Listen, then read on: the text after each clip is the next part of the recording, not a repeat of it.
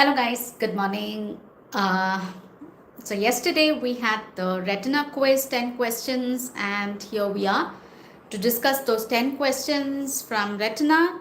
So those of you asking me, ma'am, where are we having these quizzes? We are having these as daily 6 p.m. quiz on the Telegram group. Okay. So shall we start the discussion? All right. So question number 1. What is the FFA finding in central serous chorioretinopathy? All right. So what is FFA? Fundus fluorescein angiography. So fundus fluorescein angiography in central serous chorioretinopathy. So central serous chorioretinopathy is nothing but your CSR, your old name CSR. It still sticks in your mind as CSR, but the present name although is CSCR, central serous chorioretinopathy. So what is the FFA finding?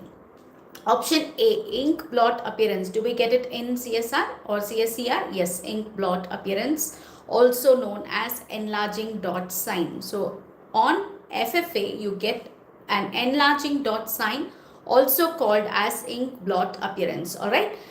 What about option B? Bullseye appearance. See, first of all, bullseye appearance is not an FFA finding. It's just a fundus finding. It's a fundus finding due to a lot of things, most commonly or very, very classically due to hydroxychloroquine toxicity. Okay, so that is bullseye maculopathy.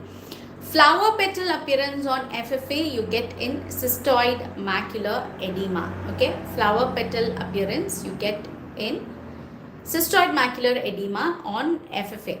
Flying saucer appearance. See, flying saucer appearance is something that you get on OCT in case of hydroxychloroquine toxicity. Is that clear? Alright. Question number 2. In retinal detachment, fluid accumulates between. In retinal detachment, fluid accumulates between. So it accumulates in the subretinal space. So the question is, where is the subretinal space? Option A, retinal pigment epithelium and neurosensory retina. That exactly is the subretinal space, and that is exactly where your subretinal fluid or the fluid in retinal detachment would accumulate between the retinal pigment epithelium and the inner 9 layers of the retina, which is called neurosensory retina. All right. Retina and choroid, no. All right. External limiting membrane and neurosensory retina, that is totally a very anomalous retinal configuration. I can't even imagine that. Outer plexiform layer and outer nuclear layer, no. So in retinal detachment, where is the fluid accumulating? The fluid is accumulating in the subretinal space, which is defined as the space between RPE, that is your retinal pigment epithelium, and the inner 9 layers of the retina, that is the neurosensory retina. All right. Okay. Next question. Hard exudates are seen in. See, hard exudates we discussed in a fundus walk session one Sunday, and hard exudates are your lipids and proteins which are deposited in the outer plexiform layer, which is also known as Henle's layer. Okay. So hard exudates are found in Henle's layer, and which is the Henle's layer? Henle's layer is your outer plexiform layer. All right. So option A, nerve fiber layer, no. Nerve fiber layer, we do get what is called as soft exudates, which are mistakenly called soft exudates, which are actually your cotton wool spots. Yes. Hi beta. All right. Now, ganglion cell layer, no. Outer nuclear layer, no. Outer plexiform layer. So hard exudates are lipoproteinaceous deposits which are found in the outer plexiform layer of the retina, and this is because of a breakdown in the inner blood retinal barrier. All right. Okay. Next question. Which is a tool for daily monitoring of ARMD?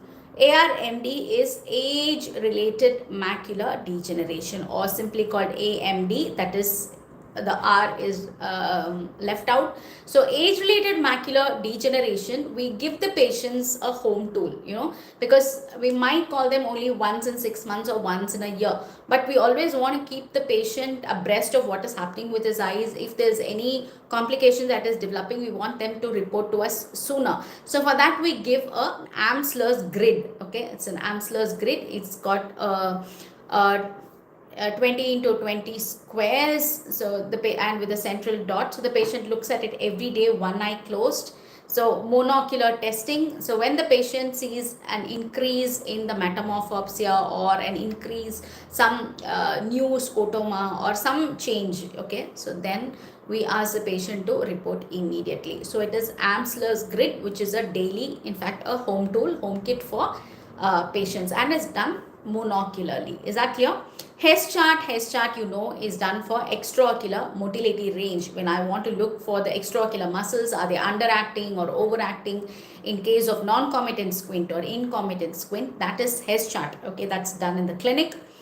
A rebound tonometer is to measure the intraocular pressure, no role in ARMD at all. Behrens tangent screen is to test your visual field, the central 30 degrees of your visual field. That's again useful in glaucoma, not in ARMD as such. Alright, so it is Amsler's grid that is given to the patient. Okay. Alright, next question. Retina is thinnest at. It's thinnest at, there's only one answer, which is the periphery of the retina, which is ora serrata. Okay. So the retina is thinnest at the ora serrata, ma'am. Then what about fovea? Second thinnest. Okay. So the thinnest is ora serrata. That is the peripheral termination of the retina at the ora serrata. Okay. At the pars plana. That is ora serrata. And that is where the retina is thinnest. Alright. Okay, in CRAO, the presenting complaint of the patient is option A, gradual painless loss of vision. Guys, please remember CRAO, that is your central retinal artery occlusion, is an ophthalmic emergency. So when something is an emergency, it's not gradual, right? It's sudden, right? So anything with that word gradual is ruled out. So that means option A and option D in my question. Question number 6 is ruled out because one says gradual painless loss of vision and the other says gradual painful loss of vision. So both are ruled out. Alright. Okay. Then, what about sudden? Yes, we have options B and C, which is sudden, and one is painful and one is painless. But you should remember that retina, choroid, all these are painless. Okay, they do not have pain fibers at all. So any pathology in the retina, choroid, vitreous, they are painless presentations. So in CRAO, the presenting complaint of the patient is a sudden painless decrease in vision. Yes, a sudden painless loss of vision. Sure, beta. All right. Please listen to the quiz discussion. All right. Okay, I'll do that sometime. Earliest sign of diabetic retinopathy. All right. Earliest sign of diabetic retinopathy. So basically, see whether they are going to ask you NPDR or just DR. Yes, because NPDR is the first stage. Then only you get PDR, proliferative diabetic retinopathy. So what is the earliest sign or a fundus finding of diabetic retinopathy? These are microaneurysms. When your retinal capillaries have these small, blowouts. So that is microaneurysm. So microaneurysm is the earliest clinical finding of diabetic retinopathy, or even if they ask NPDR, non-proliferative diabetic retinopathy. Hard exudates, yes, we do see, but that is not the earliest. Macular edema, guys, please do remember, see, macular edema or diabetic maculopathy is completely different from diabetic retinopathy. Even if the patient does not have a retinopathy per se, he can develop hard exudates and retinal thickening in the macular region, resulting in macular edema, or what we call diabetic macular edema, DME, or diabetic maculopathy. Okay, so that is kind of sometimes independent of the presence of other retinopathy findings. Yeah, can be completely it's sometimes just different. Person may not have microaneurysms at all, but might be having macular edema.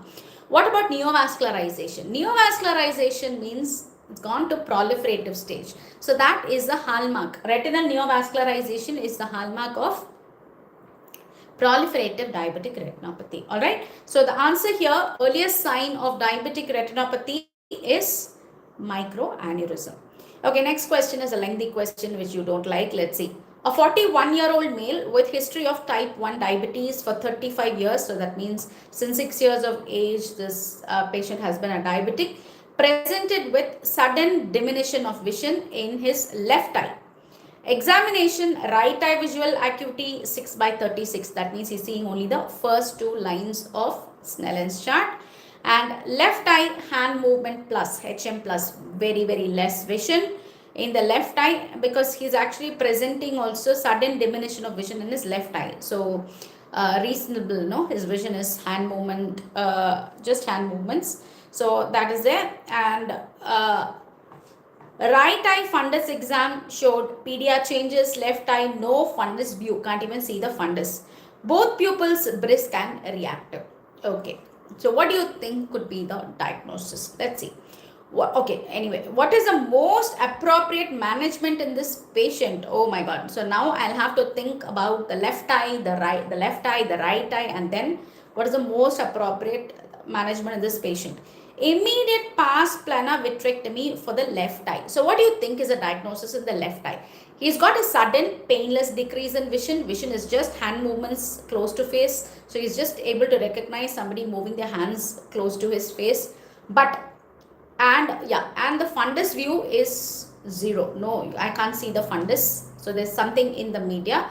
And the pupil is brisk and reactive. So there's no problem in the retina. So either two things could have happened, sudden decrease in vision. One is a retinal detachment or a vitreous hemorrhage. Yeah. Now, vitreous hemorrhage, yes, there is no fundus view. And such a decreased vision and sudden painless loss of vision, and pupils will be brisk. Yes. Now when you have a retinal detachment, sudden painless loss of vision to the extent of hand movement close to face, then what was the other thing? Left eye fundus no view. Yes, sometimes when it's an extensive one, you may not have a fundus view, but you will have some kind of a grayish reflex at the pupil, which is not mentioned. But the pupillary reflex, in that case, there will be some problem with the pupillary light reaction. But they've given us it's briskly reacting. So retinal detachment is ruled out in the left eye. So it's vitreous hemorrhage.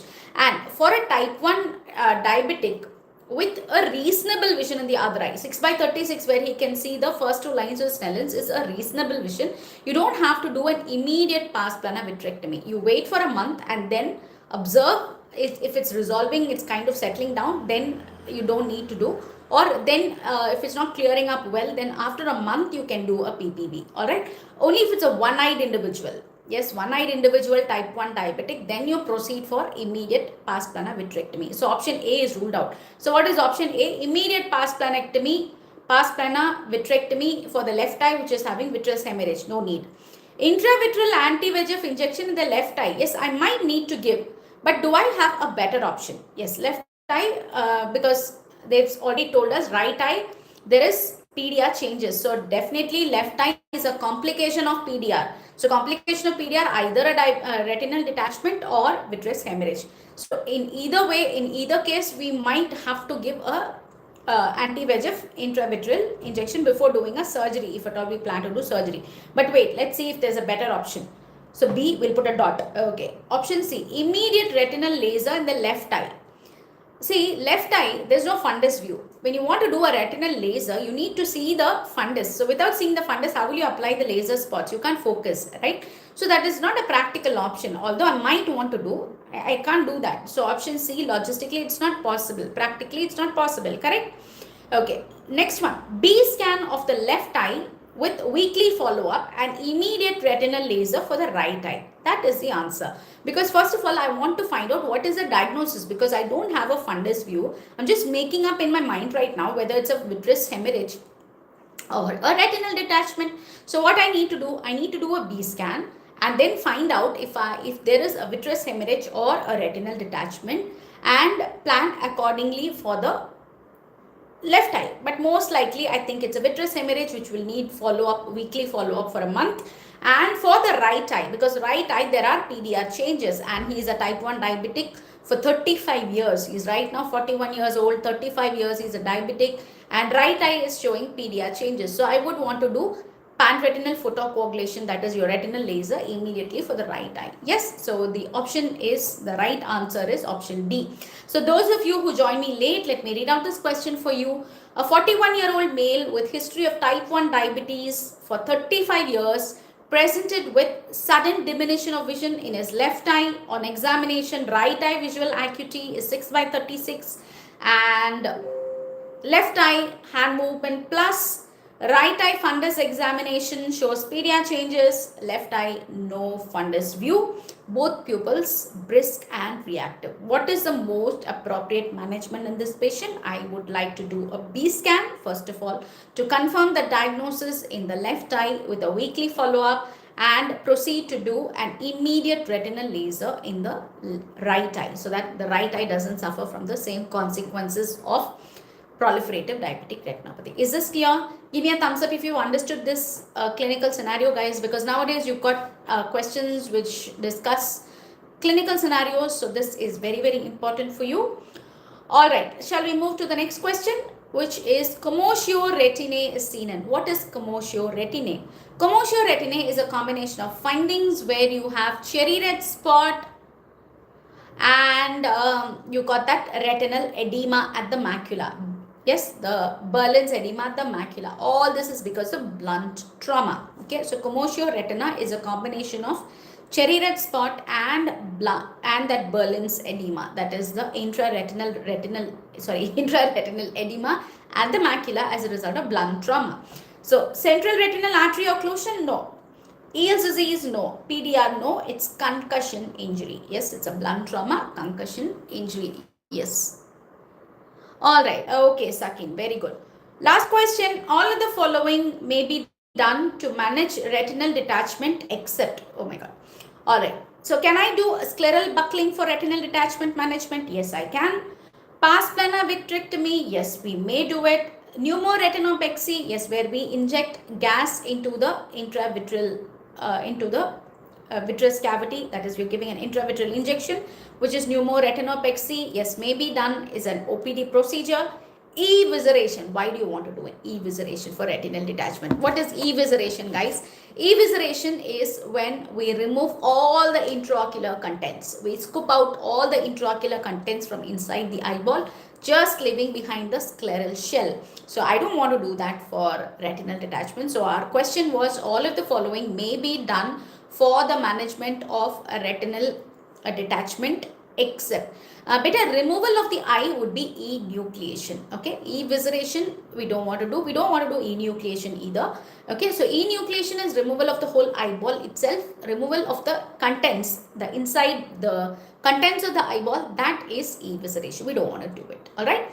Okay, guys, so we have a new test and discussion batch which is starting today. So we have a NEET PG batch, we have an INI CT batch and a PD set batch, TND of Tal batch. So if you want to enroll, please check the comments at the end of the session. And also, yes, guys, happy Valentine's Day, all of you. All right, so happy Valentine's Day, everyone. And we've got a Valentine's Day sale on the EyeMentor app. So if you want to purchase your courses or the EyeMentor books, you can either log on to our app and avail the Valentine's Day discount coupon, or you can go to our website eyementor.store and check out the courses and the books, and you can order directly there. And the discount coupons, we mentioned it on the website, which you can enter during checkout and get the appropriate discount. All right. All right. Thank you so much, beta. Thank you, Sakin. Okay, so you all have a wonderful weekend. Okay, so God bless you, bache. Have a good day.